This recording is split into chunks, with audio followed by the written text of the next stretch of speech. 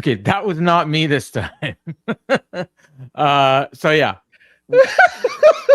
It's Paul Fontaine, Jeff Hawkins here on the Fight Game Media YouTube channel here on Wednesday night, a little bit after Dynamite ended, about 10 minutes ago.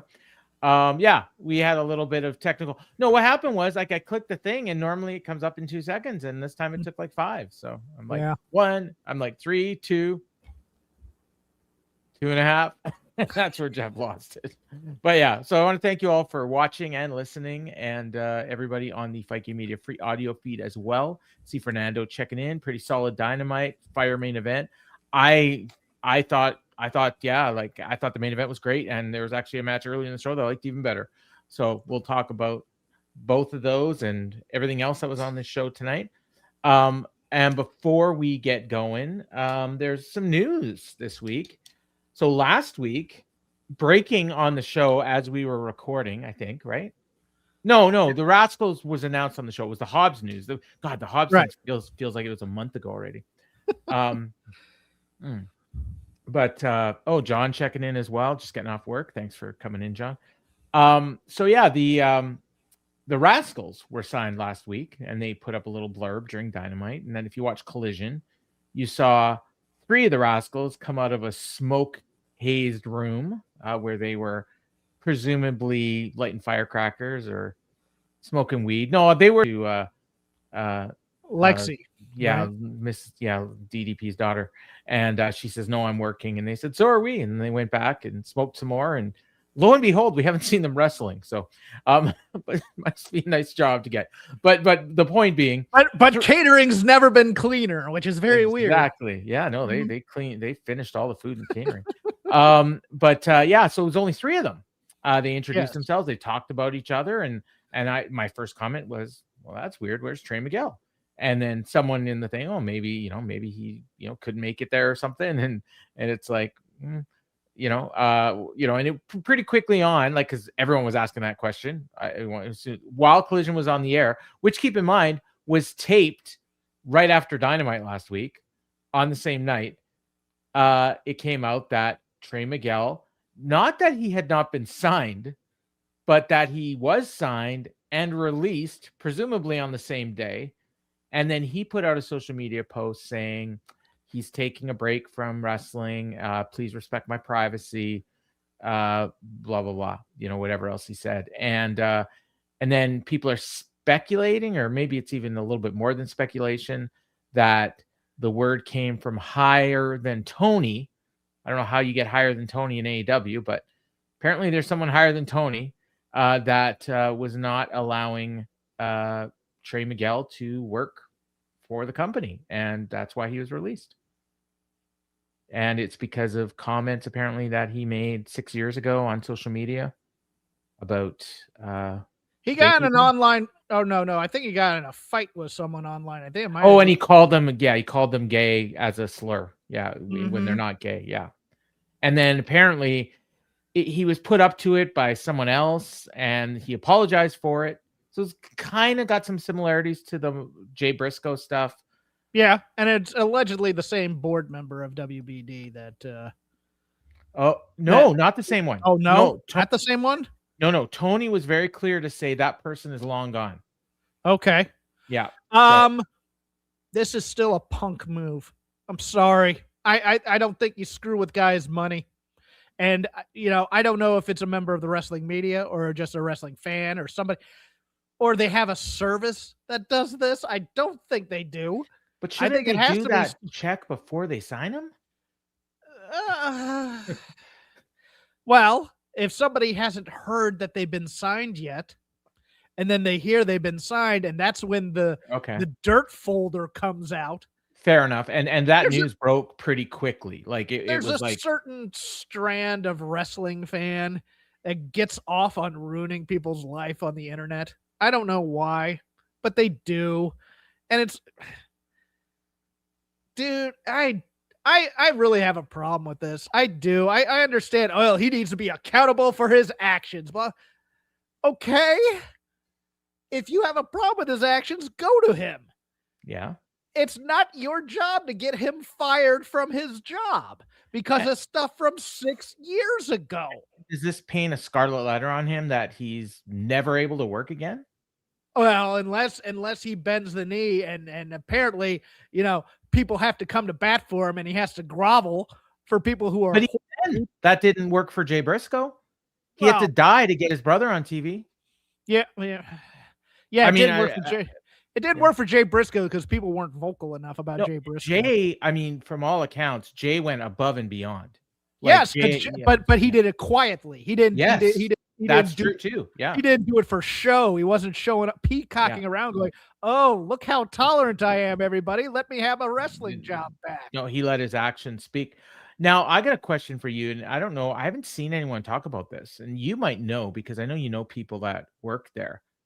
Was this the reason Trey Miguel was never brought into WWE?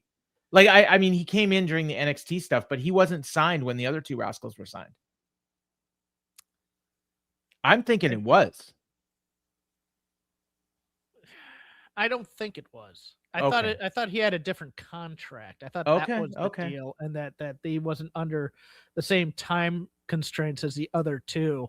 Okay. And I think he was also still doing indie dates at the time too, and he didn't want to give those up. And I think they asked him to cancel them. I don't remember though, so I can't give you an educated answer on this. And then people might also be confused because I could ask. It was Zach Wentz and Desmond Xavier, Wesley, who were signed, and Trey Miguel was left behind. And then about a year in, Zach Wentz ended up getting fired for stuff that happened on social media. Right. But then eventually he smoothed that over, and it came out that his former partner had made some stuff up. He didn't quite smooth it all the way over. He wasn't restored to full capacity. Enough that they put him back on WWE television. Though. Yeah, they were fine putting him back on TV but it was never a makeup. You never get that back. It's always true. And they probably were never going to sign him again. Right. So Tony took the scraps, and that's not a nice way to put it, but and then so now Trey Miguel is out of a job and presumably out of wrestling, at least for a little while. If he wants to wrestle, I hope this gets resolved quickly, but I have my doubts. It feels like one of these things where and even with the Jay Briscoe situation, you can fight. Mm-hmm. There are certain hills to die on when you want to fight for somebody. And I don't think a member of the Rascals is Jay Briscoe might have been given the Briscoes' popularity and how hot that FTR feud was. Mm-hmm. That might have been a hill for Tony to die on. I don't think Trey. But Miguel he didn't. He didn't. Because I also think Tony is a go along to get along guy, and he doesn't want to ruffle any feathers. I mean, you can make the case, and I think Tony kind of did make this case. He kind of said one of the reasons he bought Ring of Honor was so he could have the Briscoes working for him. Yes. And, so, I mean, that's how strongly he felt that, that Jay Briscoe was a guy that he wanted to work with. You have to expend a certain amount of capital in order to do it. The other thing is Tony right now in a position with Warner Brothers? Exactly. Yeah. Given that they're going to remain part of the cable package as opposed to the part that Netflix wants. Yep. Yeah. It sounds like, I mean, they'll stay on Max until the contract's up, but they're not picking up that option. I mean, you can tell them right now they're not picking up the option. We're going to have to rename those TBS and TNT titles fairly soon. Yeah. So that happened. Get rid of them. They'll probably get rid of them. Just call them in, another national title. Who knows? So, and what was the other one that we were going to talk about? Was something... No, there was something we weren't going to talk about. I know there's something we weren't going to talk about, but no, there was something else from today. God, I should have wrote it down. The snow? Is it Collision? No. Collision being canceled? Is it? Well, that is news. Collision was originally scheduled for Saturday. I mean, it's still going to air Saturday, but they're taping it tonight because of the snow and ice storms in Dallas. It's got nothing to do with Saturday night's main event airing opposite it. Nothing at all. Like, I'm not being sarcastic because they're still going to air. They're just not. Oh, did you want to talk the new tag team being signed? Or that maybe that was it, but I thought it was something else. I mean, there was bringing anything else up. So there was Alec Price and Jordan Oliver were signed after MJF went and defended the AEW title on the weekend in a match against Alec Price, and then I guess he says, oh, after the match, hey, that was a impressive kid, blah, blah, blah. We're going to offer you and your partner a contract. And they proceeded to sign them, announce that they're all elite, make a big deal about it at the start of the show tonight, and then job them out in 5 minutes. Nice to see you. God, there was something else, but I can't for the life of me. Well, if you find it again, we'll bring it up. Okay? I will. But yeah, I thought, I looked at the lineup for tonight, and I thought, like this is, it was on Collision when I was watching Collision, and they just start setting up all these matches. I'm like, this is like a pretty big episode of Dynamite. Oh, what was it? Was it the dark matches perhaps? Oh, yes. That's what it was. For those that don't know, and probably most of you listening and watching do, before the match, what's his name now? Bishop Dyer. Bishop Dyer, the former Baron Corbin, wrestled a dark match on television. So I don't think this is for Ring of Honor. Teamed with also the Governor Martin Stone, ex NXT. Oh, really? Well, he's wrestled. He's done it a few times on the British. He lives there, right? Oh, does he? Yeah. Yeah. That's his name's Martin Stone now, but he had a different name back then. He did. They changed it. Lorcan and it was Oni Lorcan and him, whatever his name was, I believe, right? I'll look it up. You go ahead. Yeah, but yeah, so Danny Burch was his name. Birch. I was gonna say Burchell, so I was close. Danny Burch and Oni Lorcan, which were fun little tag team, kind of grizzled young vets before they were grizzled young vets. I'm gonna say I think they should sign him, but they don't make use of Big Bill, who should be used a hell of a lot more. I think he's the perfect heel for AEW because he's gonna have that Jeff Jarrett worry about him. Oh no, they've gone full fed. Oh no, he might win a title. Oh no. And he'll do this stuff like he'll be kind of like AJ Francis in TNA, where like he'll tease doing dives and stuff and he won't do them. And he'll just do stuff to piss the fans off. Which is what a good heel does. Mm-hmm. And not only that, the other thing is no matter what they give him, he will make it work. Yes. Because that's what he did in WWE. He's underrated. And I understand people thought he was overexposed in WWE, and I get that. He was very, especially, to his ring time. But since getting cut, he's the guy that's gone out there and grinded, man. How can you even before he got cut? It wasn't that long ago. Do you remember? And we may have even had this conversation, definitely off air, but maybe even on air. Okay. There was a point when Braun Breaker, we were wondering, does this guy even have it? Because he was in NXT for like 3 years. And remember, he started in 21. Okay. And he was kind of stalling, and he looked like he was going to get called up, and then he didn't get called up. And I think Cody came in at that time, so they weren't going to be bringing up somebody and giving him a big push out of NXT. So he got stuck in NXT for a while, and they teamed him up with Braun Breaker. Yes.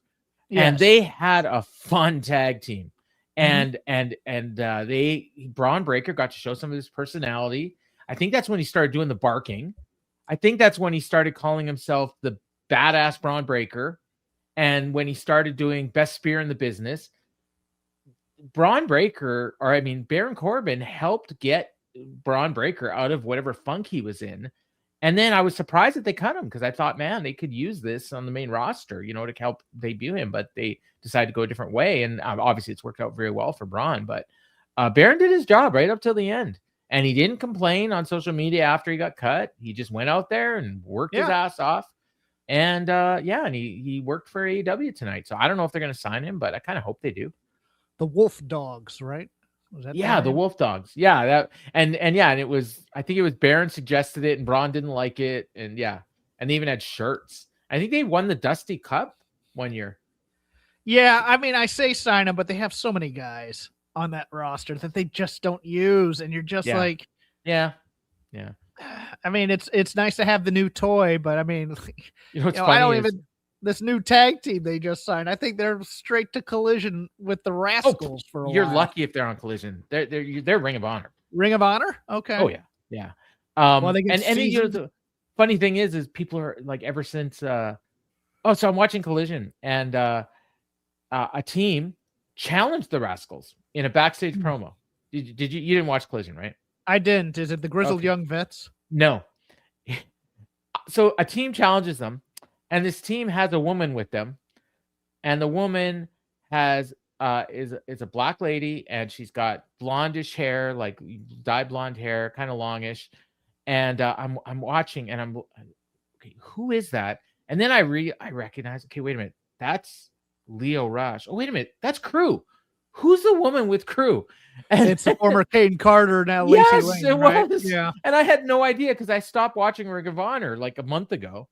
And and it's like, so she's with them, and they did a promo challenging the Rascals. So I don't know when that match is happening, but yeah, so they're they're employed. But everyone's been asking, oh, well, where's Austin Gunn and Juice Robinson? They were getting a little push for a little while, and now they've disappeared. Well, Austin Gunn is going to be wrestling on Collision, teaming with. Did you see teaming with Billy Gunn because Juice Robinson was there, but he's injured. Tony announced that on social media. Yeah. Oh my God, no, man, that team has such bad luck with injuries. But Billy Gunn wrestling. I swear to God, I thought he was in WWE at this point already. Yep, and like Ace Austin had travel issues due to. Oh, okay, so it had to be things. Okay. I didn't know any of that. So, the and Fernando checks in. He had to go. Shouldn't have retired Kurt Angle. Well, clearly, I mean that was a bad idea. And he was the last guy to beat Roman Reigns before Jey Uso. I mean, that was the problem. He got shoved down our throats. But that King Corbin stuff was funny. The Happy Corbin. Remember him and Madcap Moss? It's another guy they should sign, Madcap Moss. He's about to be a dad for the second time. I think he's doing okay with this personal training thing. He's married to the shoplifter, right? Yes, if that's how you want to put it. I can't remember her name. I swear to God, I can't remember her name. They had 8 months worth of vignettes for her, and I can't remember her name either right now. No, so-and-so is coming. I remember that. Yes. Yeah. Elena? No. Started with an E, though, right? Emma. Yes. Yeah. And this was during the Emelina. Yes. Period, as you might recall. Oh my God. Okay, let's stop talking about WWE. So AEW Dynamite, and like I said, I was excited. I was legitimately excited when I looked at the lineup for this. You had a Kenny Omega singles match, first time since All In last year. Kenny King and I don't know what's the guy's name? Kevin Knight. Kenny King. All right. Too many K's. Okay. Kevin Knight and Swerve Strickland, Samoa Joe and Mike Bailey, which I'd forgotten about until like 20 minutes for the show. You had the Death Riders and Callis family in a street fight. Like I was just like, I'm looking at this lineup and I'm like, man, this is great. Like there are pay-per-views that I've watched that I wasn't looking forward to as much as this show. So it had the like I said, the loftiest of expectations going in for me, anyways. And the first thing I hear is Taz, and I'm like, fuck. All right, hold on. We need to talk for a second because I thought the announcing tonight was pretty good. I thought Tony Schiavone was on fire. Tony was incredible tonight. And Taz decided, okay, my son's turned heel. No more of this playing I'm babyface or heel. I am straight up playing the heel color commentator, and it helped focus him. Yes. I think this helped focus Taz a lot. So I understand your reaction, but I want to give some love to the commentary team, at least those two tonight, because I thought they were both really, really good. As I said, when I heard his voice, that was my reaction. No, that's fine. But that's not to say that he was bad. Although I didn't like technique with Taz, and we'll get to that. Okay. Yeah. Fair. But Schiavone calls MJF to the ring. MJF tells him to shut up. Keep your geriatric arm to my mouth, pal. He insulted the fans. He says, look at this man. You're looking at a man. Keep your triple chin. Yes. Triple chin geriatric self or something.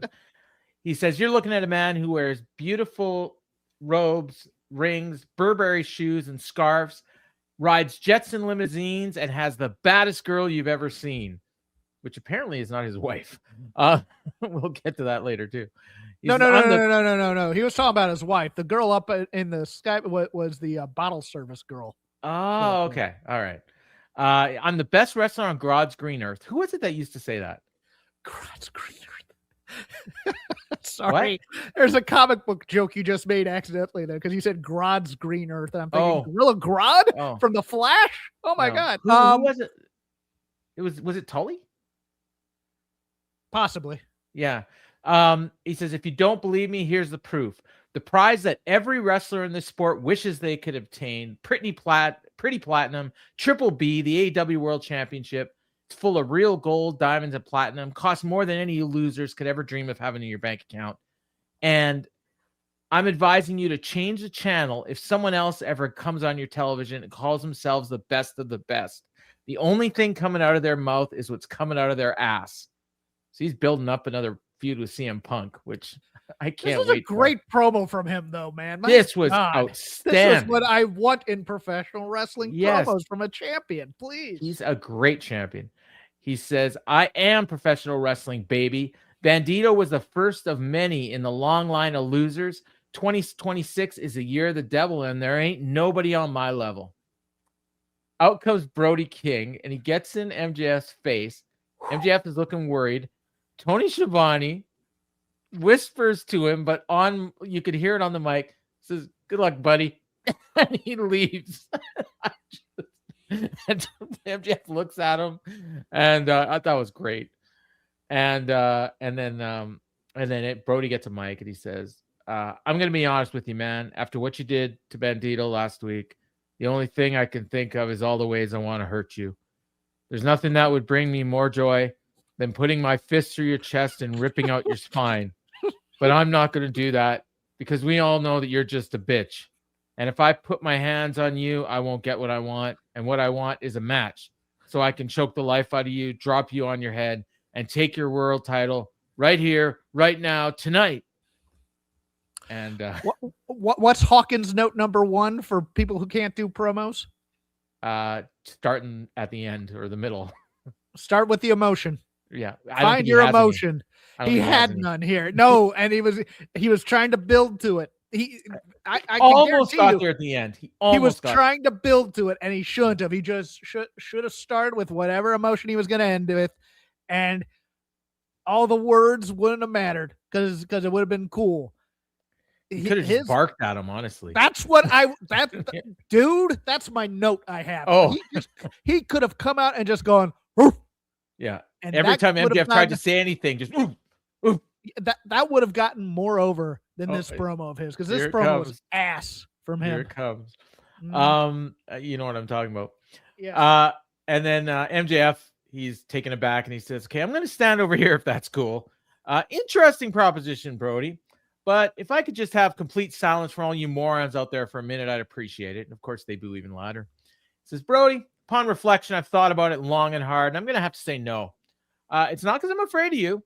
That's ridiculous, but I get it. You come out here, you bark. These morons bark back." Of course, they Pavlovian response. "And you know what? When I think about you, a phrase comes to mind. All bark and no bite.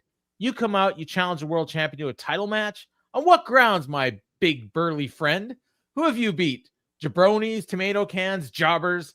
You need to beat the elite level talent. And until that happens, this match ain't going to happen. I just wanted to make one thing perfectly clear. If you ever interrupt the champion ever again, we're going to have a problem. But I got a lot of stuff on my plate tonight, ladies and gentlemen. It's been real." And then right here is where Brody barked, and Max is like, "Ooh," he gets all scared and takes a pout. Like I said, this was good. Fernando thinks this should be the match for Revolution. I think that would be insane. No offense, Fernando, but maybe Grand Slam if they want to do a world title match there. I don't think this should be a pay-per-view Australia match. Yeah. I mean, yeah, because it's sooner. No, Kenny should be the match at Revolution. I think so. Kenny or Swerve, one of the two. Yeah, but every one of Brody's words here diffused his aura, which is the problem. Yeah. It less is more with this guy. Mm-hmm. Yeah, like he could have, like MJF could have been trying to keep talking, and he just keeps. like that. He could have come in, just been angry after Bandito stared a hole in MJF and had MJF stammering. But yeah, I get the choice of Bandito's- not but you can't make MJF a scared champion either. So True. it's one of those things where especially with this in this reign. So I mean, it was fine. It was just he ain't the guy to carry expositional promos. I won't blow this guy's cover, although I figured out who it is. He says, unless he wants me to, if he says I can, I will. But he says the guy that can only get on the show via standby now wants a title match. Well, it's kind of Max's point. Yes. Yeah. So, I liked MJF here a lot. Mhm. Brody, like a 4 out of 10. Yeah, this is a B or C or a house Yeah. show circuit Yeah. from the 80s opponent for the world title. This isn't a main guy. Or like a pay-per-view. TV main event, if we're going to do Yeah. that, but definitely not pay-per-view.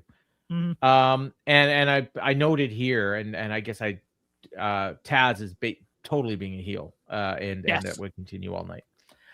We get a video package, thank goodness, of Hangman winning the Trios title. That happened on Collision. Of course, Powerhouse Hobbs was pinned by Kevin Knight, which was smart.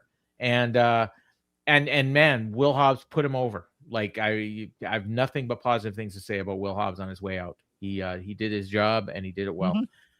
They're trying to work out team names. I didn't even write them down, except neither one of them worked. Although Excalibur said somebody on Twitter used Airhouse One, which is not the worst name I've heard. You mean Air Horse One. Yeah, I wrote down Airhouse. It's a pun on Air Force One, the president's plane. Thanks for explaining that, Jeff. You ever seen the Grapes of Wrath? I have, and I also heard the Grapes of Wrath. Okay, there we go. All the things I've done. So it's one of their big hits. So Hangman says, "You two guys have singles matches tonight. I'm gonna be wrestling Shibata on Collision." And I think it was Bailey looks at me, he's like, "Oh, you've got a match?" And Hangman's like, "Yeah, I just made it." It's like, oh, okay. I love this dynamic between these two. And I don't even know if they realize what they're doing, but it's hilarious. I need the story that like in between shows or something that Speedball is like locked in a basement and he's not aware of outside society in any way. His name, whatever it was so bad. I think he started to say something and they stopped him. Yes, they did. Like, yeah. Oh, he was going to say something about like horsecock or something, I think. Maria checking in. Hi, Maria.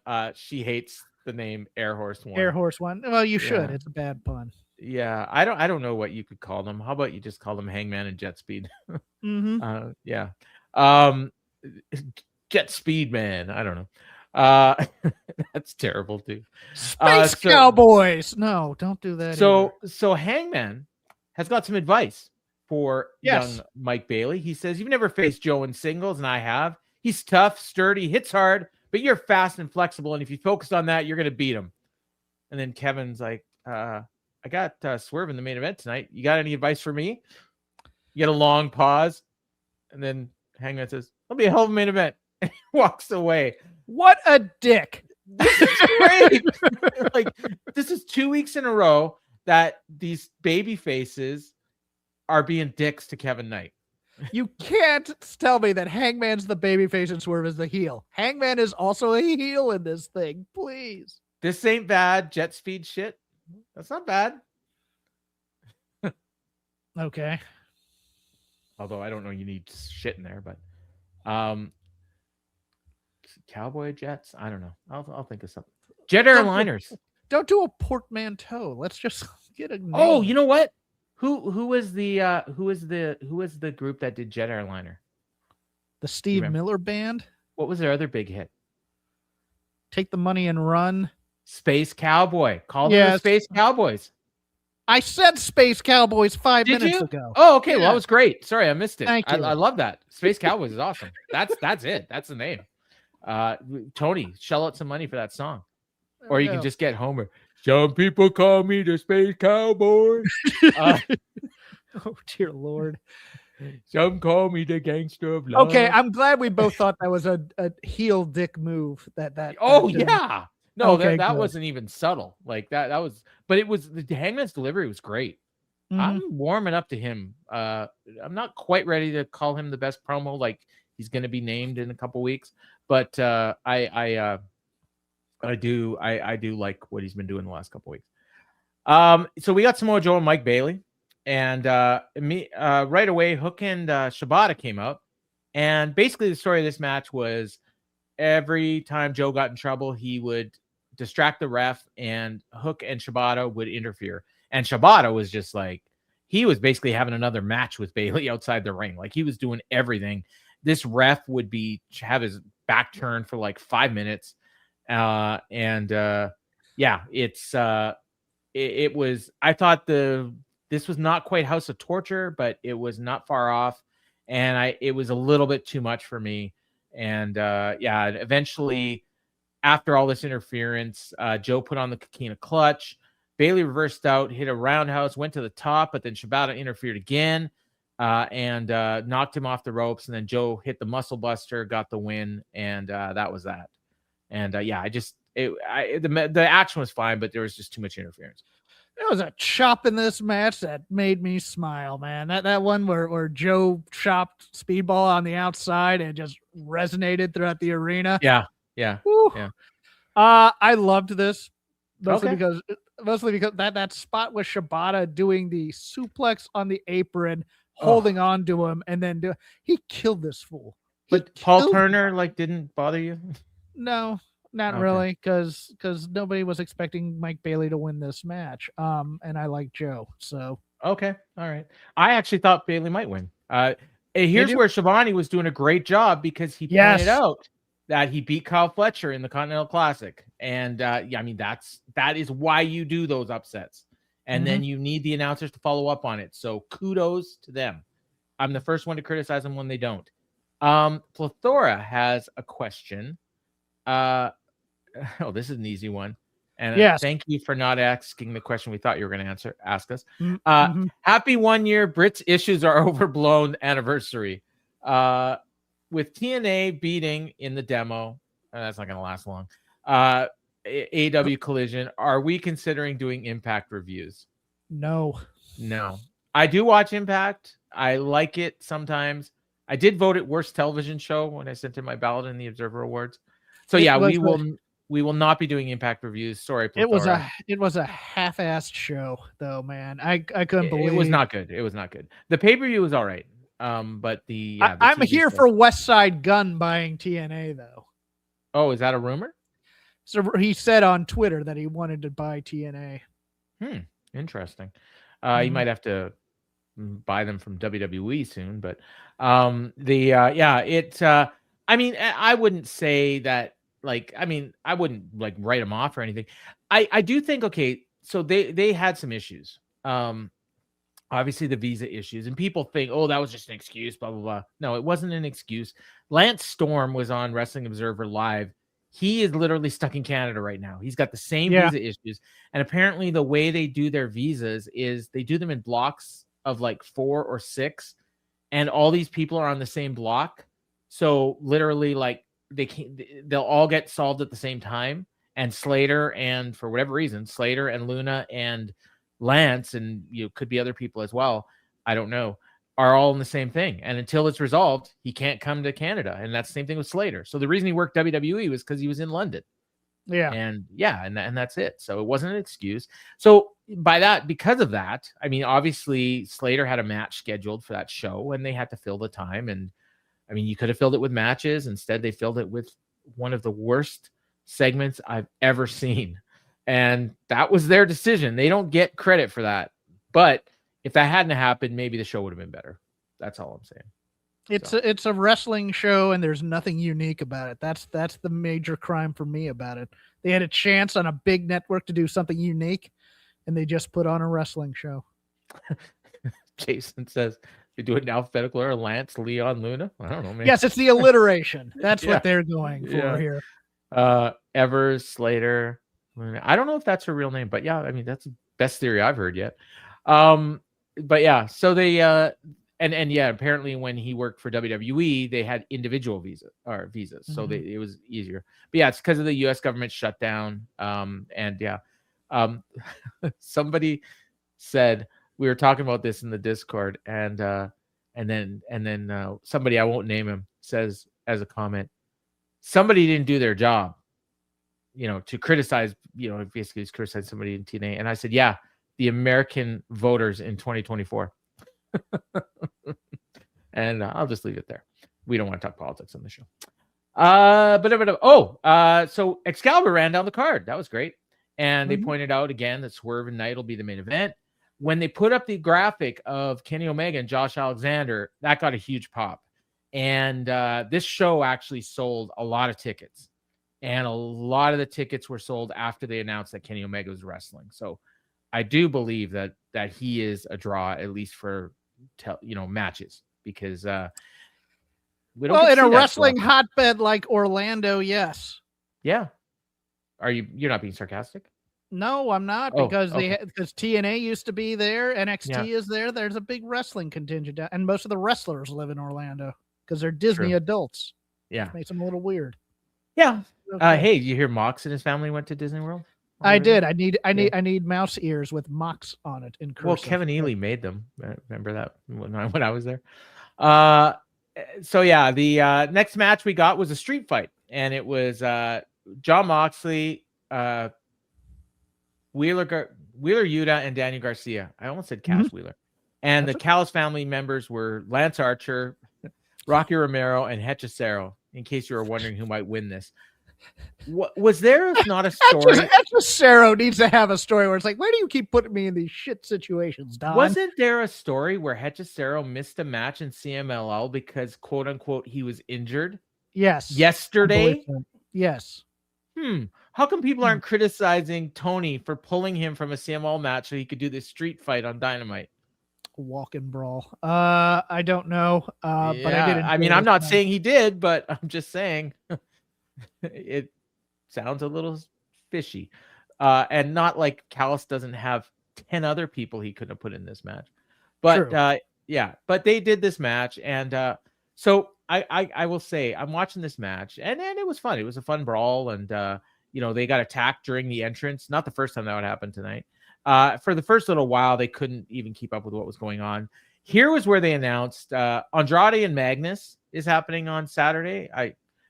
Magnus is apparently a luchador from CMLL. He's not the former. Yes.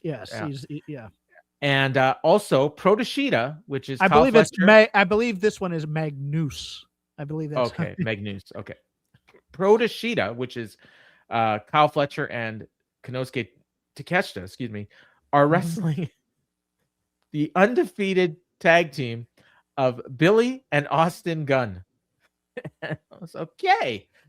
Interesting. And Jeff, you pointed out earlier in the show why that's happening. For those that missed it, a lot of the Bang Bang Gang are not available, so they had to go to Billy. Or they couldn't have just put a different team in there. I don't know. But anyways, this was Lance got a table set up in the corner, and then Marina jumps in the ring, gets a huge babyface pop. He grabbed her, was going to go for a choke slam, but she put him in an arm bar, and the crowd popped even more for that. So she's like a total babyface here. Keep that in mind for later. She grabs the ankle, allowed Mox to hit a cutter. Then Archer no-sells that, puts Mox to a table. Garcia comes in, chops Archer, pretended to do a choke slam. Archer no-sold that. And then Wheeler came in, hit 2 Busaku knees in a row. Hechicero's in. Him and Rocky both put on abdominal stretches. Wheeler reverses his, and then Garcia reversed his into the Dragon Slayer. And Hechicero's fighting it off. And then Moxley comes in and stomps him. And I think it was Rocky, right? And then we had a lot more of the match going on here. Yeah, you had Rocky and sorry. Yeah, so this is all before the break. And then or not before the break, but there's more that came up. Mox brings in a barbed wire board. He went to suplex Archer onto it. Instead, Archer intercept that, chokeslam Mox into his own barbed wire board. His back is all sliced up. He's got thumbtacks coming out of it. It was gross, and I don't even know why he did it. But Archer dragged Wheeler to the top of the ramp. Crowd's going, this is awesome. Pac limps out on crutches, beat on Archer with the crutch, and he's just standing there. And then Claudio shows up, grabs the crutch away from him, knocks Archer off the stage with it, puts him through, puts his head into an electrical box. We get a big explosion. And in the background, you see Pac just hopping away. We go back into the ring, and Marina low blows Hechicero. Wheeler hits the Busaka knee again. Mox had Romero in a choke. Garcia shows up out of nowhere. Low blows, I believe it was Hechicero. Hit a pile driver on Romero. Then he put on the Boston Crab Dragon Tamer, and Mox stomped him for good measure. Put him out cold. The ref stopped it. It was fun. It was the fun party type hardcore matches. I think is what Lady B called it. And I will say it's funny because someone in the Discord tagged me in a post and says, "Is Paul going to change his opinion of Daniel Garcia after this match?" I'm watching this match. It's a 6-man tag, right? Mm-hmm. Garcia might have been the 10th most impressive person in the match. I don't know what this guy was talking about. Especially after commentary, because the commentary was a hoot during this match. I barely even noticed Garcia most of the time. Callis starts with this bit about all his years in the ring and all his stuff. And Tony and Taz are immediately on it. Okay. I wasn't. I will say. I missed all this. Tony's like, well, how about all your years in the ring about that, huh? Kind of a thing. Like Tony is just needling Don. Taz is playing suck up to Don this entire time, and Don's going around. Well, it's good to have you back on commentary, Taz. Meanwhile, Tony's not having any of it. Hechicero is fun for me. I'll watch him in just about anything. That was the guy I was watching this entire match. Are you gonna change your opinion on Daniel Garcia because of this match? What is this guy talking about? And then I said, so when I said he's the 10th most impressive person, well, he made the top 10. It's like it was a 6th man. Like, Marina was more impressive than him. He's the least. He's the least. Yes, he's the guy that nobody remembered was in this match, and he got the pin. It's gonna do nothing for him because they're not gonna follow up on it in any way. It was interesting though because the fans actually took to Wheeler as a babyface, which I didn't think would happen. Like you know what they're gonna do here when the Death Riders turn on Mox. Garcia's going to take credit for getting the win in that 6-man. That's all it's going to happen. Maybe. But yeah, it's fun. So then Mox grabbed a mic and he goes to Callis at ringside and he says, "You just tell your boy he knows where to find me." They don't say who it is. I assume he's talking about Okada. Oh, okay. Yeah, that makes sense then. Oh, Fletcher, but I guess Okada got second in the tournament, so yeah. Yeah, and that's a guy that was the former champion, so kind of makes sense. But yeah, I mean, it could be anybody. I guess we're supposed to wonder who it is. It's Clone. He's calling out Clone. Maybe it's Jericho. Then we got a Triangle of Madness promo. This was great. So Tekla says, "You're giving out title shots to everyone. Mercedes Moné, Toni Storm, Jamie Hayter. No problem. Easy cheesy. When I pin you, and then I pin you in a tag team match and you ask me what I want to do about it. What I want to do is give you 1 week to enjoy your life, to prepare your friends and family, to pretend that I'm intimidated by your alien ass bullshit routine. Next week in Austin, I want my title shot. Is that okay, Big Stat Daddy?" God, this woman. The end on this was something that I didn't see coming a mile away. And then I'm just like, oh, she's the baddest bitch in this Big Stat Daddy. Oh my God, this is great. When she spits and says drown in it, I just went, yeah. What? Well, that was later. And then she's rubbing off on the other two because they say the Triangle has room for more. Willow, you're the TBS champion. We never had our rematch. You and me for the TBS title on Saturday. I want it. And then this is where where Tekla closed off and says, "You like the taste of toxic? Drown in it." And she spits in the camera. Oh, belt her, please. Belt her. Oh man, it's on TV. I don't know if they're gonna do it, but man, they got to do it. I love this woman. Yeah. I'm so jealous of Clark Connors. And he might show up and help her win. Who knows? And we got the hot new signees, Jordan Price and Alec Oliver, who are great, by the way. I've seen these guys in the Indies. They're both awesome. I believe... Let me do my Homer impression. I've already forgotten their names. Okay. Well, Jordan Oliver is the former tag team partner of Nick Wayne on the Yes. Indies. They were the long Yes. time. I think they were called the East-West Connection, or I mean That sounds that was Ventura and Adonis, but I think they also called themselves the same thing. Maybe they were North-South. I can't remember. No, East-West. Yeah, because Oliver's from New York and Nick is from the West Coast. But anyways, they're great. I mean, they got a little bit of a hope spot, but I mean, the thing is, they didn't even go to a break. Every match on Dynamite goes through a break unless it's a squash, and this didn't even go to a break. So I don't know. But before the match, Stokely's at ringside in his chair with a mic, and he says, "You two," referring to Price and Oliver, "picked the wrong night to try and impress the world. Mark Davis, Jake Doyle, I hope you're watching before your big match next week on Dynamite for the World Tag Team titles. But before that, everybody, please visit helpbigstoke.com. They put up a little graphic. Please donate a little something, something for my injuries. And now give it up for the 3-time AEW World Champions FTR." Tony Schiavone says, "People, don't donate to this. It's a sham." Look at those shoes. Yeah.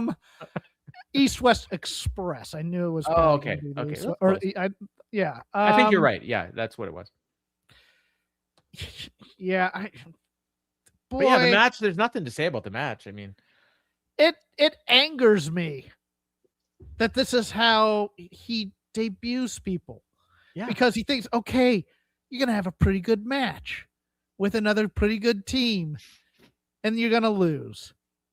And usually they do this the opposite way around. Usually they would do the match and then announce they're signed. Yeah, or they debut them on Collision and say, Yeah. okay, they debuted on Collision, now they're going to lose. By virtue of their impressive performance on AEW Collision, then you watch and they lost. And it's like, yeah, and they lost. Okay, I'm not supposed to care about them. Duly noted. Moving on. Who else you got? Anybody remember Tommy Billington and what was his chant? Adam Priest? Remember they wrestled FTR? Oh man, these guys are great. Yeah. Okay. Good. Totally signed Billington. Yeah. They did. And They they did? signed that. They did sign that Adam Priest. Where is he? Where are they then? Who knows?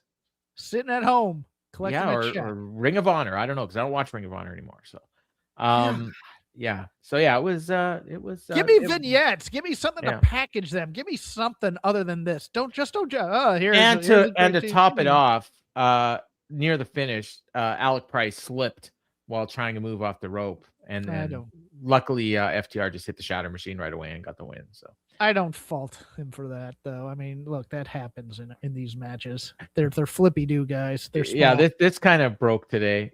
Evil apparently is going to WWE. That's good news for AEW. Good news for Evil. He'll finally be in a stable that suits his style. Well, he's also going to be working. His wife works there, so yeah. Io Sky, right? All right. So we got a response to that awesome Triangle of Madness promo earlier. Slightly less awesome, but not bad. So Statlander, Willow, and Harley. And Statlander says, "I'm less cosmic and more killer. My mind gets sicker than you can dream of. If you want to drown me in toxic, I'll take you down with me." And then she says, "But before that, I want to fight on Collision. So I'm offering up an open challenge to anyone that wants an eliminator match." Spoiler alert, Isla Dawn would accept that challenge later. Well, I assume she accepted it. The match was booked. Then Willow says she's been waiting 2 years to face Julia Hart again. The light always exposes the dark, courtesy of the Sunshine State. Harley starts cutting a promo, and she loses her place, and then she just said, "Sky Blue, don't think we forgot about you and your spooky self, and if you want to get involved, I'll punch you in the face." Nice recovery there. Promo on this show. That's all you need to say sometimes. Yeah. God. Marina cut the... She carried this. Oh, yeah, you're going to go into that. It's because Marina Shafir cut the promo for Life on Collision. Did you see it? I told you to go see it. Yes, I sought it out. She looks at the camera. She's talking to the Callis family, and she says, "Pussies," and walks away, and they bleeped it out. It was awesome. It was absolutely awesome. And Garcia cut a great promo right before that, too. Harley, the only one with any real energy in this promo, though. Yeah, Chris was trying, but I think she may have gotten told right before this promo that she's losing the belt. I don't know. I hope so. Pick an emotion, Chris, because that wasn't it. She has a Brody King problem. Yeah, I mean, she's a little better than Brody, but yeah. She's a little better than Brody, but not by much. She connects with the crowd better than Brody, I think. But it's more like they want her to be something that she's not quite yet. She doesn't have any feeling about Tekla. That's the thing. It's like she's not all that, oh, I'm just going to do this match, man. Be angry at her. And Tekla she's clearly like, she's zoned in on Chris. She is chewing scenery every time she's out there. Oh, she's so good. Spoiler alert. Oh, our draft, by the way, well, we'll talk about it later, but it's postponed. I think we're recording it this weekend, so it'll air next week. But okay. High up on my draft board, this young Tekla here. I'm stealing her. Speaking of people that are going to be high on my draft board, Kenny Omega and Josh Alexander. So I love this match. Now, some people don't like the fact that Kenny Omega is still selling his diverticulitis, but I don't care. He is telling a story here, and the story is at the start of this match, he's not quite ready to come back, and he's probably still not quite ready even by the end, but he found his way during this match. He was selling the whole match. He's putting over Josh Alexander while he's beating him. It was so great. The crowd went to a different level during this match because I think most of the people that bought tickets to see Kenny Omega wrestle. And they were super into this. Let's go Kenny chants the whole time. I mean, not a single person was cheering for Josh Alexander. I don't think it's because they don't like Josh Alexander. I think it's just that Kenny Omega is Kenny Omega. He's selling his gut the whole time. Alexander is working over the gut and working over his leg. So then Kenny starts selling his leg and his gut. And to the point where he's trying to do stuff and he can't do them because of that. Omega... Then finally, Omega had been trying to do the Terminator dive. He missed it one time. Josh blocks it another time. Then finally he hits it, but he landed on the concrete because Josh had pulled off the mats. So he's selling that again. Hits a neck breaker on Alexander. Made the V-trigger signal and went for it, but Alexander countered it. Then he suplexed them both out of the ring. Omega landed on his tailbone on the apron. Then they start doing the yay boo spot outside the ring. Callis brought up that Kenny Omega got toughened up fighting in the streets of Winnipeg in 40 below weather, which, by the way, it's going down to minus 43 tonight. Callis was incredulous as Kenny slammed Josh's head into the announce table. Kenny chased Callis into the crowd, and then he goes back to the ring, and then you can hear the crowd booing as Callis makes his way back. Callis gets back to the commentary, and he's out of breath. I love that little touch. Then he gets back in the ring. Josh grabbed his ankle from outside the ring, smashed it in the ring apron. Callis ends up. Oh yeah, okay. I'm pointing that. Josh hit a splash, tried to knock him out of the ring again. Kenny is just selling the leg. Gets back in the ring. Finally, Kenny hit a V trigger, which he'd been trying to hit all match. Then he hits a power bomb, hits another V trigger, goes but only got two. And then Kenny got him up, hit the one-winged angel, and got the win. And I love this match. Absolutely. You missed the setup for the end, though. What did I miss? You missed Alexander going over to give Don some comfort after coming back to ringside after being chased off. And he goes, I love you, man. He goes, yeah, go finish the match. And he goes right back in and gets hit with and that's where he got hit with the V trigger. Yeah. Right. No, I will admit, like I was trying to take notes, but I'm watching. I love Kenny Omega. Like he's one of my favorite wrestlers of all time. And and Josh Alexander is way up there too. So this was like, I love this match. And I know some people like the main event better, and that's fine. I mean, I thought they were both fantastic. And AA Rocks asks, is there still enough star power behind the Omega train for him to be the true top guy in the company again? I think it's more about whether or not his body holds up. You don't think there is, eh? Okay. Does that mean he can't win the title, or he just can't be the top guy? He can't be the top guy. He can win the title again. I think the fans want him to be the top guy. I'm just not sure if he can do it. I don't think he wants to do the media and stuff. That would be that is an issue. But I mean, the fans treat him like he is the top guy. I don't even know who you'd compare to. Maybe like Randy Orton. You know, like they're nothing alike at all. But I'm just talking about the way the fans react to them. Like, you know, like because I'm trying to think of somebody who is not the face of the company, but who the fans react to as if they're the top guy. You know who he is right now? He's Steph Curry. Okay. Like in terms of the NBA, not in terms of in terms of the NBA. He's not the Warriors. He's not the face of the league or whatever. Right. But he used to be, and he's still a very good player, and he's still a top line star. But the time for him to be on that other level in terms of being a guy who carries AEW in there. Sidney Crosby. Sidney Crosby. Yeah. Maybe I'm trying to think baseball. of NFL. I was trying to NFL would probably be who's Josh Allen? Maybe Patrick Mahomes now. maybe someone like a TJ Watt or something. Yeah. Oh yeah, that's a good one. Baseball could be like Mike Trout. Totally Mike Trout. Trout would be a good Trout's a good one. Yeah. All right. So then Kenny, we weren't done. Kenny does a promo and he says, Uncle Don, I'll give you credit. You struck while the iron was hot. You struck knowing I'm not at my full potential. I'm nowhere near 100%. But you know what? I'm in my new home of Orlando, Florida. Big Pop. And he says, yep, I do live here now. And I'm happy to report I haven't felt this good in years. You don't have one member, not even one on your roster, Don, that can beat me where I'm at right now. So why don't you just quit while you're ahead, lick your wounds, and come back after me after I win the World Championship belt. I'd love to talk all you guys' ears off all night long, but I must bid you adieu. And good night, goodbye, and good luck. Bang. Whatever. How was that? Love this little promo afterwards. It's great. I believed him. You believed he moved to Orlando? I do too. Oh, no, yeah. I believed him saying everything he said. I believed everything. It'll be perfectly central for when he signs with NXT. Not signing with NXT. Okay, you say that. Is he a Disney adult or is he a theme park guy? Because there's a lot of wrestlers. There's a lot of wrestlers that live in Orlando. I'm just a little surprised by this. I thought he really liked Japan. I would freaking live there if I could, because I'm not looking forward to getting up tomorrow. And yeah, but you won't like the hurricanes and the humidity. Trust me. Probably not. Next we got Technique by Taz. He showed MJF using his submissions to beat Bandito. It was all very technical. I liked this. Control. I know you didn't like this, but I liked this. I thought this was nice. He lost me at S-Grip Jones. He says the Salt of the Earth armbar has another name. It's the Yugi Higigi Wagitama, I believe is what Waji Katama, I believe is what he said.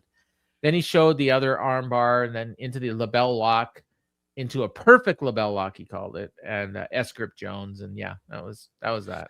Okay, the Jones part I get, but like when I watch football commentary, I'm an X's and O's guys because I know football, so I enjoy it. So I kind of enjoyed this. What would you think about this being a weekly thing? How about bi-weekly? Okay. If it meant he stayed home and did it from home, I'd be even better with that. No, wow. He was good tonight. Honestly, I know some people miss Danielson. I preferred this because Danielson, it's just a third babyface voice that I don't need to hear, and as well, his volume control is really starting to bug me. Yes, when he starts excited, shouting when he starts getting excited. Yeah. All right. Then we got Megan Bayne and Penelope Ford against the Timeless Love Bombs. This match was a mess. And it kind of broke down when Toni Storm was outside the ring and Megan Bayne picks up Mina Shirakawa and goes to toss her onto Toni, but throws her over Toni and she lands flat on her face. The match stops. Like Megan's posing in the ring. People, Tony's checking on Mina. I'm sure there was a doctor out there too. And they tagged. And I guess they determined she was okay because they went right after that. They did another dive right after that. So first it doesn't work. Let's try it again. And then they went to a break after the second dive. And when they came back, Mina was in the ring getting beat on. So I guess somebody determined she was fine. I'm not positive she was fine, but whatever. So they wrestled for a while, and everyone got their stuff, and they built to the spot where everybody hits their moves, and it ends up with they went Megan Bayne and Penelope Ford set up, I believe it was Mina for a Doomsday device. And I wrote down they set up for the Doomsday device because I'm expecting someone's going to break it up or, they're going to miss it or something. And they hit it. And then they're going for the cover. And Tony was on the outside of the ring. And before she could stop it, Marina Shafir shows up and blocks her from stopping it, puts on the mother's milk outside the ring. And that allowed, I believe it was Penelope to get the pin on Marina. So, and then after the match, Marina gets in the ring and she starts giving everyone the finger after she'd been a babyface earlier in the night. But she's also smiling while she's doing it. So it's really weird. Marina is breaking a lot these days. And I don't know if it's a character choice or if she's just doesn't even know what to do anymore. I'm not exactly sure. I think it might be the latter because it's like, okay, in this segment, you're going to get loud cheers. And in this segment, you're going to get loud boos. Yeah.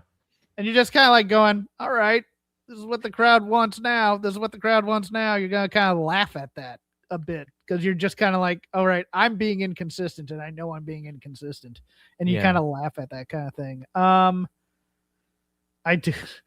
Boy, this is a better Doomsday device than the one that Danielle Camella took on Saturday. Oh, yes. Yeah. Oh, man. Yeah. But she seems to be okay. She's smiling and having drinks at a ritzy Scottsdale, Arizona bar tonight. Good for her. She lives down the road from my parents. Fernando enjoying the Tony and Marina story. Yeah, me too. I mean, clearly they're setting up. I like Megan Bain and Penelope Ford as a team. I think they're good foils for I think this tells me they were going to make the finals of that tournament, if not win it, because Tony likes to run things back when people get hurt. So I think they were going to go to the finals. And they're good for Willow and Harley. So yeah. And you know what? I wouldn't do it, but I could honestly see them winning because I feel like Tony would want to give it's like the gold watch to Penelope. She's like been there since day one. Yeah, it can't happen yet though. They just got the titles. Yeah. Well, I mean, it's a few months ago already. Build me a feud, and give me some promos and get some heat to it. Then unless they were supposed to win the tournament, and if that's the case, then then they're gonna win it. Yeah. So they showed this past Friday. Roddy Strong won a #1 contenders match in Mexico over Hechicero. And so the winner was going to get a shot at Claudio's CMLL world title. And they showed highlights. That was great. I like that. It looked like a big deal. I agree with Dave Meltzer somewhat in that. Okay, so you're doing the match in Mexico to have the CMLL title match in Texas. Okay. That's kind of odd. You know what the other issue here was? Roddy screaming Claudio's name randomly again, which is pissing me off. There's that. But they did this promo. It aired on Collision, right? Collision was taped last Wednesday after Dynamite. Yes. Before the match where Roddy beat Hechicero. Correct. And he cut a promo about the win he just got, which hadn't happened yet. I found that interesting. Going back to the 80s where we're going to be doing marathon tapings for months at a time. Good thing nobody got hurt. Oh, wait, Hechicero did get hurt. They've loaded up Collision. We got Chris Statlander and Isla Dawn in eliminator match. Mark Davis and Doyle will be in action. I keep forgetting his first. They have to be going against Oliver and the other guy, right? It's going to be one of those things. I mean, it should be the Dark Order. I mean, those guys are bump machines. That would be great. Willow and Julia for the TBS title. Hangman and Shibata.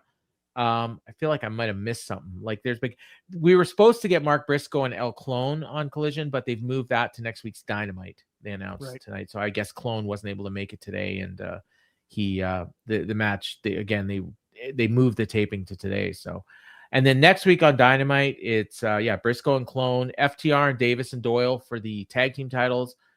Chris Statlander and Tekla for the tag team title, or for the women's title. So we got 3 title matches next week.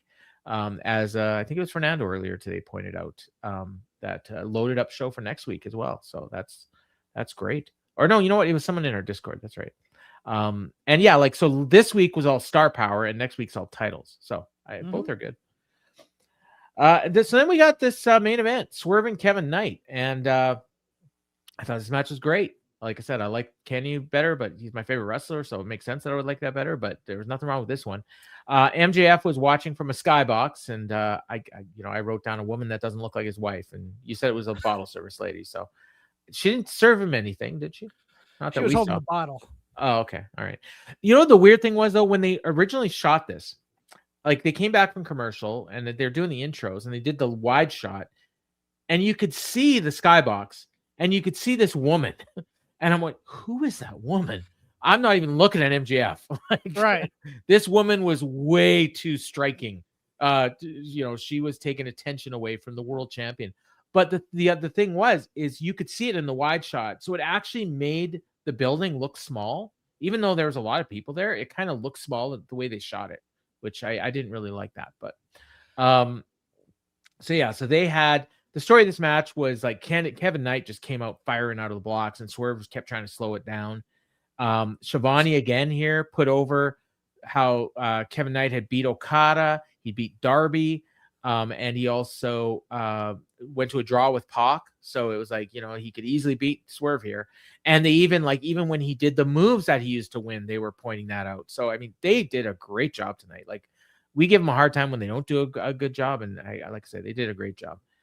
And the MJF stuff never even really came to play at all. Like, literally nothing happened. He never moved, never showed an expression, nothing.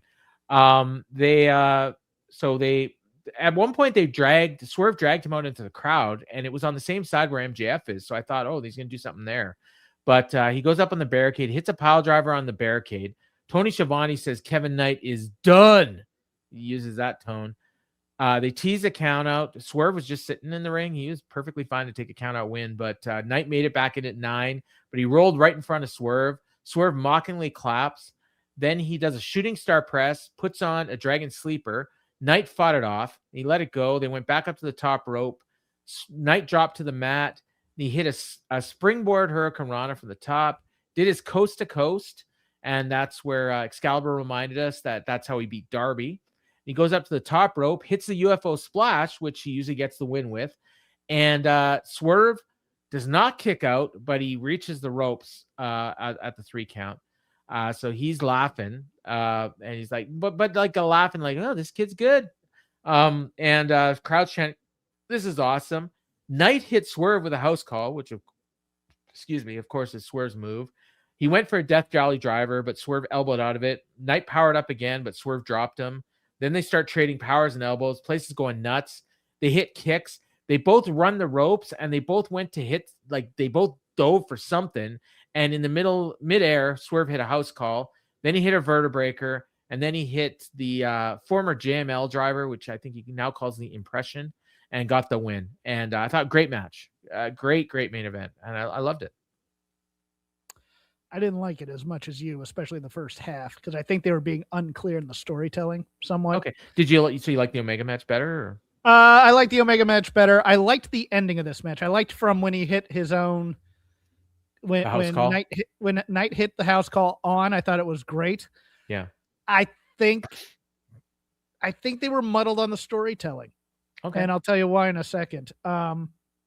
But I was fully expecting when they're walking out of there talking about the producer who died, because Will Washington also had a post about this. I thought, oh, here we go. He's going to dedicate this win, and then he's going to win by cheating. I thought for sure Swerve was going to win by cheating. And I thought that was the story that they were telling, was that he was going to play heel in this match. Yeah, because he was acting like a heel in the setup and even during the match at times. But he wasn't acting enough as a heel. That's the weird thing here. It was almost like they outsmarted themselves on it, because the pile driver on the barricade, I mean, that's a heel move. That's a heel move. It's an old fogey. Hawkins looks at it and goes, Kevin Knight should be out 6 weeks because of that move. And then also sitting on the turnbuckle and perfectly watching, willing perfectly willing to take a count out win as well. Yes. That's a heel move. He should have played it up, I thought, a little bit harder. And then when the almost 3 comes with the rope, then he can kind of okay, I can't be cocky anymore. Let me go into full on work mode here. I'm just like, it felt like he was trying to play heel, but not at the same time. And and the Nana thing also confuses it somewhat. I do have, I was going to say a minor issue with this match. And actually, now that I think about it, I also found it slow and plotting in that first part. And it's like, okay, yeah, if it's this slow, he needs to be playing heel a lot harder. That I think was my issue with it. My small problem, which actually is a big problem the more I think about it, with this match, was the fact is, if MJF wasn't sitting in the skybox watching this match, I would have actually believed that Kevin Knight might win. Yeah. And because MJF was there and he's feuding with Swerve, you just knew Swerve was going to win. And the thing is, MJF didn't need to be in that skybox. It didn't add a damn thing to this match. He didn't do anything there. I don't understand what the point of it was. So, and that's the other thing. It was also, I was thinking also, you know what? If Swerve's going down the dark side, this would be the time to lose, because you have a couple months if he's going to be the Collision guy to do that and have him lose his stuff over losing to Kevin Knight. Yeah, this would be that time. If MJF wasn't there, you might have thought that might happen. Yeah, not only that, it's just like one of those things where it's like, why are we beating Kevin Knight and Mike Bailey again after they just won the 6-man titles? Well, there is that. Like, what the hell why did Joe need to beat Speedball? Like, exactly. I have no idea. That's why I thought Bailey was going to win that match. Okay, because I thought when Bailey lost, I go, okay, Knight's going to win. That's all. Yeah. And then I mean, Jason brought up a good point. Is the thing about pumping up the Knight and Bailey wins is they can only go so far before not delivering another win. Yeah. Otherwise, then we got Daniel Garcia last year. By the way, Garcia, this is so far. We've reached that point.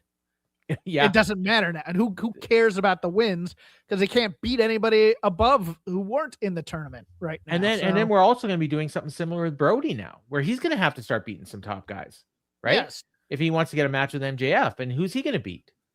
Well, that was interesting when they go, you need to beat somebody more elite. I was thinking, okay, put Brody in the way of Kenny Omega. Well, that's not going to happen, but no, but that's my idea. I mean, that's no, it's going to be Josh Alexander is what it's going to be, or like somebody like one of the Bucks or something. Probably, I don't know. No, because it's got to be a heel, right? True. And every heel is in the Don Callis family, I think. I can't think of any top heel that's not Okada in the family. Could he? Family. Yeah, but he won't beat Okada. No, on the way but name a top heel that isn't part of the Callis family. I don't think there is one. The Bucks are baby faces. I said John Moxley, not the Bucks. Well, John Moxley's not a heel. No, you're right. All of them are now in the Callis family. We now have our own Heenan family. It's bigger than the Heenan family. No, I know that. But I mean, literally, I wonder who the top guy who's not. Well, it's MJF. I mean, other than MJF, though, I can't even think. Like the Crew, Roosh. Oh yeah. I mean, he's never on TV, but yeah, that's a good call. Yeah, Roosh. That's the only guy I can think of. Pac. I mean, Pac, but Pac's in the Death Riders, and Death Riders are kind of faces right now. Mm-hmm. I mean, you could do Pac and Brody. You could totally do that, and Brody could beat Pac. Totally. Yeah, you could do that. But they need some heels that aren't in the Callis family. Sign Evil. No, don't sign Evil. No, don't sign Evil. No. You know what I will say about Evil? If he's not evil, he's actually pretty good. He's a good worker. It's just that gimmick is terrible. Yeah, no. I remember him. What was it was Watanabe. I can't remember what his first name was, but his last name was Watanabe. Maybe he was just Watanabe, but I liked him back then. He's like kind of a powerhouse, a Shi'i type, a Shi'i light, if you want to say. But yeah, so that was Dynamite. I thought again another good show. I had 3 of these matches at like 4 stars or better, like the street fight and the main event and the Kenny match. So I thoroughly enjoyed this, and I watched a lot of great wrestling this week. So this was another one for the pile. Any closing thoughts before you do your things? No, I have friends going to the show next week, so that'll be fun. Oh, awesome. Get some. They're coming to Winnipeg in like a couple months, and I don't know if I'm gonna go. I'm gonna try and get comped. I'm not buying tickets to the show. I will say We'll see if Texas survives, because their grid usually can't survive a snowstorm. So we'll see what happens. Yeah, well, my the guy that has filled in for you a couple times on the show, Brian, he's going to the show too next week. Okay. Yeah. Superfan Trisha's going. Oh, cool. So Trish, shout out to Trish. I know she tends to listen later. Uh-huh. Yeah. So let's get your plugs in, buddy. Shake them ropes. We are recording tomorrow. I have no idea what Rob will want to talk about, but we're on the road to the Royal Rumble. So we're going to see what happens there. We have, I'm finding this Adam Pearce angle fascinating on multiple levels. So we'll He probably needs to go to AA. about that. Does he? Okay. That'll drop sometime in your podcatcher. It's probably Friday morning when when Rich and Joe can get to it. Okay. Yeah, and then we're taping our show over the weekend, I think. Yeah, the AEW draft. That's gonna be a lot of fun with me, you, Gigi, and John LaRocca. And Jason brings up who we totally whiffed on, and this is the obvious. And this is probably who Brody's gonna face, Samoa Joe, top heel, and that's probably why Samoa Joe needed to win tonight. Well, the reason I brought up Kenny is because Kenny was in the elite, and so when he says elite talent, now they could he beats Joe, and then you could have MJF pit Brody against Swerve for the title shot. I would love to see that. Like that's a good one, because you got Swerve kind of doing this half-assed heel thing. That's where I think they're going. Actually, I'm going to call that right now. Okay, so for me, tomorrow night I'm going to be on Fight Game Podcast, filling in for John LaRocca, with me and Garrett. So we got a lot to talk about this week. I'm gonna talk a little bit about that AAA show from the weekend, and the awesome New Japan shows that they had. One awesome show and one not so awesome show with one of the worst main events I've seen in Japan for the last couple of years. And then I don't know if we're doing a takedown next week, but if we do, it'll be on Tuesday. And then Jeff and I will be back next week covering Loaded Up Dynamite from Austin. So for Jeff Hawkins, I've been Paul Fontaine, and this has been the Dynamite Show. Bye, everybody.